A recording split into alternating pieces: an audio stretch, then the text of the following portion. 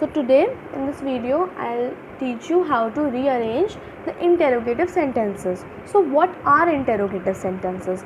Interrogative sentences वो होते हैं जो yes और no का आंसर पूछते हैं, क्वेश्चन आंसर पूछते हैं. लाइक कोई भी सेंटेंस है जिसमें क्वेश्चन मार्क लग जाता है पीछे, they are interrogative sentences. Basically these sentences start from a helping verb like is, are, was, were, have, has, and all models like could, should, shall, will. और ये जो sentences होते हैं ये start हो सकते हैं whose, what, which, how, who, तो इन सब से भी स्टार्ट हो सकता है. ठीक है, तो ये दो पॉइंट्स होते हैं इंटेरोगेटिव सेंटेंस को आइडेंटिफाई करने के लिए. पहला कि क्या वो हेल्पिंग वर्ब से स्टार्ट हो रहा है या फिर words like what, which, how, who, whom, whose, इन सब से स्टार्ट हो रहा है. एंड दूसरा पॉइंट है कि क्या उसके पीछे फुल स्टॉप की जगह क्वेश्चन मार्क लग रहा है कि नहीं लग रहा है. ठीक है, तो ये दो पार्ट होते हैं. तो जैसे कि हर एक सेंटेंस के पार्ट होते हैं कुछ, तो इस इंटेरोगेटिव सेंटेंसेस के भी कुछ पार्ट होते हैं. तो let's come to the part. पहला पार्ट होता है उसका वर्ब. तो as I have told you कि वो वर्ब से स्टार्ट होता है. तो बेसिकली जो वर्ब होता है वो होते हैं दो टाइप के. फर्स्ट इज़ हेल्पिंग वर्ब और एक होता है हमारा एक्शन वर्ब. तो हेल्पिंग वर्ब क्या हो गया? हेल्पिंग वर्ब वही हो गया हमारा is, are, am, was, were, has, have, had and all the modals like could, should, would, shall, will. ठीक है, और हमारे हेल्पिंग वर्ब्स क्या होते हैं? जिन helping verbs in Hindi are known as क्रिया. वो सोने गया, तो क्या करने गया? सोने गया. तो ये हमारा हेल्पिंग वर्ब हो गया. ही हैव डिसाइडेड इट, तो क्या किया? डिसाइड किया. दे मेट क्या किया? वो लोग मिले, तो मेट हमारा हेल्पिंग वर्ब हो गया. तो ऐसे हम आइडेंटिफाई करते हैं हेल्पिंग वर्ब कि जो काम हो रहा होता है, जो लोग कर रहे होते हैं, उसको हम हेल्पिंग वर्ब बोलते हैं. तो बेसिकली जो इंटेरोगेटिव सेंटेंसेस होते हैं उसमें हेल्पिंग वर्ब यूज़ स्टार्टिंग नहीं होती है. हेल्पिंग वर्ब से जो स्टार्टिंग होती है वो या तो हमारे एक्शन वर्ब से होती है like is, are, am, was, were, have, had etcetera, या फिर हमारे स्टार्ट होते हैं words like what, whose, whom, how. ठीक है, इन सब से स्टार्ट होते हैं हमारे. डिड, डज, इन सब से हमारे इंटरोगेटिव सेंटेंस स्टार्ट होते हैं. बहुत ही कम ऐसे सेंटेंसेस होते हैं जो हमारे एक्शन वर्ब से स्टार्ट होता है. Okay, understood. सो दूसरा जो हमारा सेंटेंस का जो पार्ट होता है वो होता है सब्जेक्ट. अब सब्जेक्ट क्या होता है? जो किसी काम को कर रहा होता है उसको हम सब्जेक्ट बोलते हैं. जैसे कि he, she, I, they, them, we और any other name also like Nita, Ram, Rohan, Shyam, Meena, any name, right? So you, I are also subject. तो इन सबको हम क्या यूज़ करते हैं? As a subject. तो ये इस सेंटेंस में ज़रूर कोई काम कर रहे होंगे. ठीक है, I have read the book. तो सब्जेक्ट कौन है यहाँ पे? I is the subject. क्या करा उसने? बुक रीड करी. ओके, तो सब्जेक्ट यहाँ पे क्या हो गया? सब्जेक्ट यहाँ पे कोई काम कर रहा है. सब्जेक्ट यहाँ पे बुक रीड कर रहा है, तो वो सब्जेक्ट हो गया. ठीक है, अब जो दूसरा पार्ट आता है वो आता है प्लस प्रेपोजिशन. प्रेपोजिशन अब हमारी क्यों यूज़ होती है? प्रेपोजिशन एक सेंटेंस में, प्रेपोजिशन हमारी सेंटेंस में हमेशा इसलिए यूज़ होती है क्योंकि हमें कुछ पार्ट्स चाहिए, कुछ वर्ड्स चाहिए हम अपने सेंटेंस में जो एक मीनिंगफुल सेंटेंस बना पाए. अगर हम ऐसे ही वर्ड्स रख देंगे और हम कोई भी सेंटेंस में हम अगर प्रेपोजिशन नहीं लगाएंगे तो हमारा सेंटेंस जो है वो इनकम्प्लीट बताएगा, वो मीनिंग नहीं पोर्ट्रे कर पाएगा जो उसे करना चाहिए. Okay, understood. जैसे कि यही हमारा एक हमारा example. For example, is there a doctor in the house.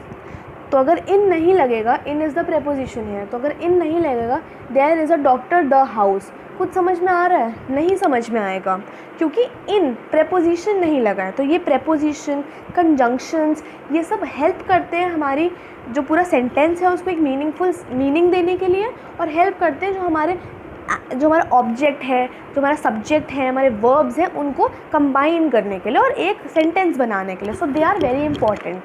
Now a preposition is always followed by the object. अब व्हाट इज़ द ऑब्जेक्ट? ये हमारा फोर्थ पार्ट है सेंटेंस का। तो ऑब्जेक्ट क्या होता है? जिन पर वो काम हो रहा होता है। तो जिस किसी पर भी कोई काम हो रहा है उसको हम बोलते हैं ऑब्जेक्ट। जैसे कि for example I am teaching you, तो यू जो है हमारा ऑब्जेक्ट है। जैसे आई इज़ द सब्जेक्ट है, teaching is the action verb, क्योंकि ये पढ़ाया जा रहा है, पढ़ा रहे हैं तो वो एक्शन हो गया। और किसको पढ़ा रहे हैं? ये टीचिंग किसके लिए हो रही है? ये काम किसके लिए हो रहा है? ये यू के लिए हो रहा है। तो यू यहाँ पे क्या हो जाता है? यहाँ पे हमारा यू ऑब्जेक्ट हो जाता है। Okay, understood? तो यही हमारा जो बेसिकली हमारे जो ज़्यादातर जितने भी हमें इंटरोगेटिव सेंटेंस को रीअरेंज करना होता है उसका हमें एक फॉर्मूला होता है, verb plus subject plus preposition plus object. अगर इनमें से जैसे अगर कोई ऑब्जेक्ट नहीं दिया हुआ है कोई सेंटेंस में, सिर्फ सब्जेक्ट है, वर्ब है और प्रेपोजिशन है, तो हम verb plus subject plus preposition plus other part of the sentence लगा देते हैं। प्रेपोजिशन के बाद सीधे सारे अदर पार्ट, जो दूसरा पार्ट है, जो और सारे वर्ड्स हैं सेंटेंस में, वो लग जाएंगे और ऑब्जेक्ट नहीं लगेगा। Okay, there are also many sentences in which preposition is not used, like I am teaching you, there is no preposition in this. So वो हम accordingly देखते हैं।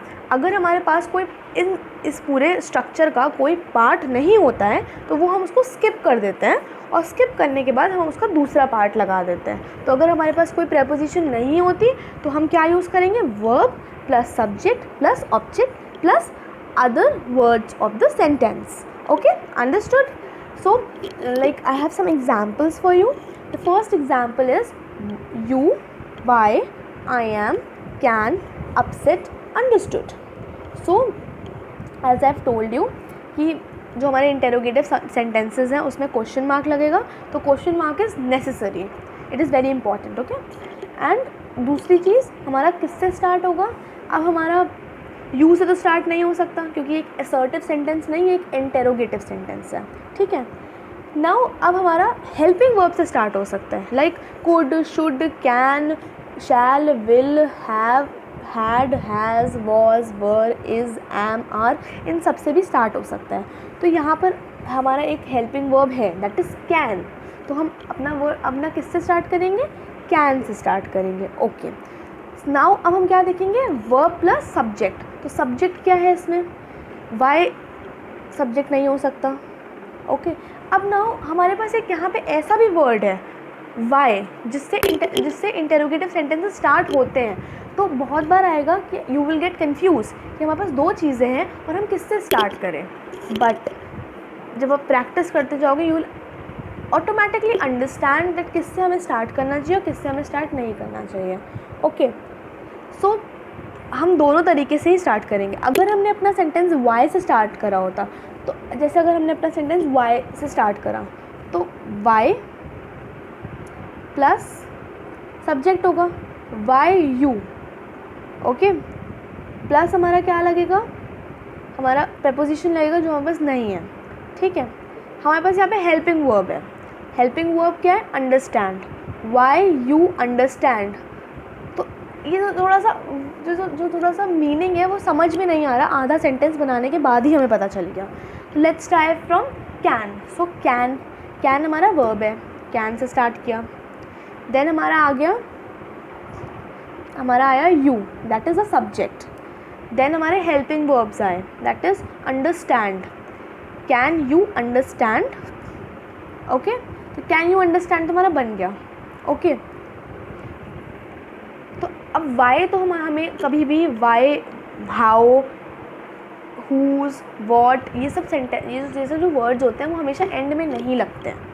तो हमेशा वो कहीं ना कहीं या तो मिडिल में लगेंगे या तो स्टार्टिंग में लगेंगे। तो हम अगर can you understand I am upset why, तो ये तो उसका कोई मतलब ही नहीं बन रहा, राइट। तो can you understand why I am upset, now this is making some sense, this sentence is making sense कि क्या तुम, कैन यू अंडरस्टैंड, क्या तुम समझ सकते हो कि क्या मैं इतना दुखी क्यों हूँ। This sentence is making some sense with a question mark. Okay, so this will be the appropriate answer. So let's come to the next example. House, the, in, doctor is there. So now हमें अपने सबसे पहले verb ढूंढना है, तो verb here is, ठीक है, तो verb से start हो गया हमारा is. Okay, so now what is the subject here? Subject here is doctor. Doctor subject है, ठीक है, जो किसी काम को कर रहा होता है, तो डॉक्टर यहाँ पे कुछ कर रहा है, तो डॉक्टर इज़ द सब्जेक्ट है। तो हमें वर्ब मिल गया अपना और हमें अपना सब्जेक्ट मिल गया। फिर उसके बाद हमें अपनी प्रेपोजिशन ढूंढनी है। प्रेपोजिशन यहाँ पे क्या है, इन है, तो डॉक्टर इन, ठीक है। सब्जेक्ट के बाद क्या आ गया हमारा, प्रेपोजिशन आ गई। तो हमें इतना तो पता है कि पहला हमारा वर्ड जो है वो इज़ है, उसके बाद followed by the subject that is a doctor, followed by preposition that is in, and followed by the other parts of the sentence. तो अब इसको हमें जोड़ने के लिए हमें जो कुछ वर्ड्स हैं वो यूज़ करने हैं। तो now is there a doctor, now this is making some sense, is there a doctor in the house, क्या यहाँ पर, क्या इस घर में कोई डॉक्टर है।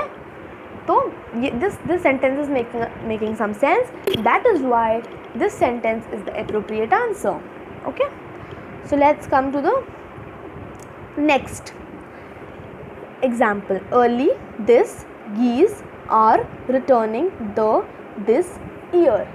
So सबसे पहले we'll find our verb. Here verb is are.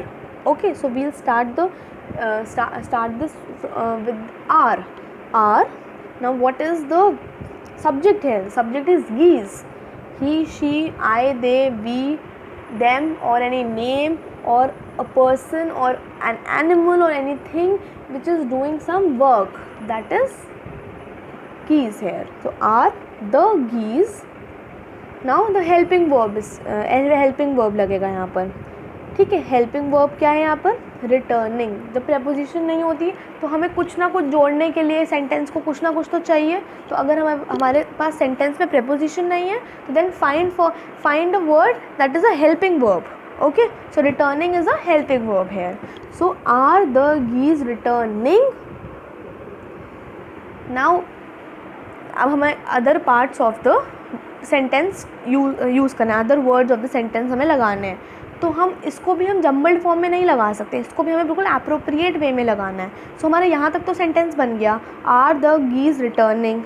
Now this year early, this is not making some sense, this is like ये सुनने में थोड़ा अटपटा लग रहा है। तो early this year, so are the geese returning early this year. So now this sentence is making some sense. So जो भी जो सेंटेंस सेंस बना रहा होगा, जो सेंटेंस आपको मीनिंग दे रहा होगा किसी चीज़ का, कि क्या गीज हाँ इस ईयर जल्दी आएंगे, तो वो सेंटेंस आप लिखोगे, that will be your answer. Okay, now let's come to the fourth example. Try, cheer, bend, up, do your parents when you are too sad. Now यहाँ पे हमारा वर्ब क्या है, डू हमारा वर्ब है यहाँ पे। तो हम सबसे पहले अपना स्टार्ट कर लेंगे डू से। नाउ व्हेन भी हमारे क्वेश्चन स्टार्ट हो जाते हैं व्हेन से, तो व्हेन से भी हम स्टार्ट करके देख सकते हैं, but as I have told you, जो सबसे एप्रोप्रिएट सेंटेंस होगा हम वही लिखेंगे जो कोई मीनिंग दे रहा होगा। You can even try to start the sentence from when, but किसी पॉइंट पे अगर वो बनना ख़त्म हो जाएगा तो you will not write that answer and go for another option. Okay, so I'm starting here from do. Now there are so many subjects here, like your is the subject, you is the subject, and you are is the subject. So what subject will we use here? Is the question है. So that also we have to see. Like आपको पहली बार में नहीं आएगी ये चीज़, आपको पहली बार में बहुत ट्राई करना पड़ेगा, but when you will start practising this will come to know. Okay. So your parents, do your parents is the subject है. Try is the helping verb here. I have told you if there is no preposition, just look for the helping verb to join the sentence. So try to cheer you up when you are sad. तो मतलब है इसका क्या, तुम्हारे parents तुम्हें chair करने की कोशिश करते हैं जब तुम दुखी होते हो. This is a question mark. There is a question mark in the end. This is the interrogative sentence starting from the verb do. Okay, understood. Now to rearrange the words to make a meaningful sentence, like there is a question mark, whose, is, how's, this. So अब बहुत सारे sentences हैं जो मैंने as I have told you जो अलग अलग तरीक़ों से बन सकते हैं. जैसे A, whose house is this? B, whose is this house? C, this house is whose? Whose house, whose this house is? सो जो सी और डी है लाइक वो थोड़े इनएप्रोप्रिएट लग रहे हैं. Like this house is whose, as I told you whose, what, how, इन सबसे सेंटेंस एंड नहीं होते हैं, यूजुअली नहीं होते हैं. ठीक है. और डी वाला जो है whose this house is, so this is also whose this house is, it's correct, but बहुत ही अटपटा लग रहा है सुनने में. सो जो सबसे सिंपल सेंटेंस, जो सबसे एप्रोप्रिएट लगे, हमेशा हमें वही लिखना चाहिए. Okay. So option A, whose house is this, ये थोड़ा सही लग रहा है सुनने में, और सब कुछ सही भी लगा हुआ है.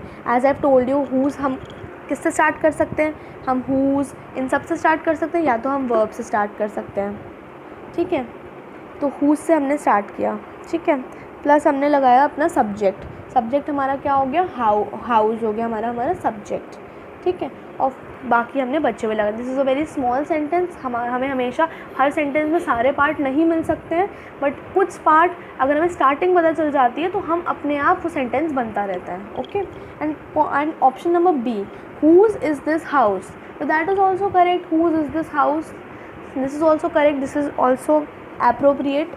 बट सी एंड डी बहुत ही अटपटे लग रहे हैं सुनने में. So if I will be writing the paper, I will go with either A or B. Okay.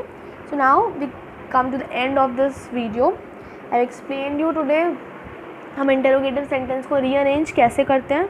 Okay, just go through the video and I will be giving you the worksheet. Just practice more and more. As you can practice, just do that. Thank you.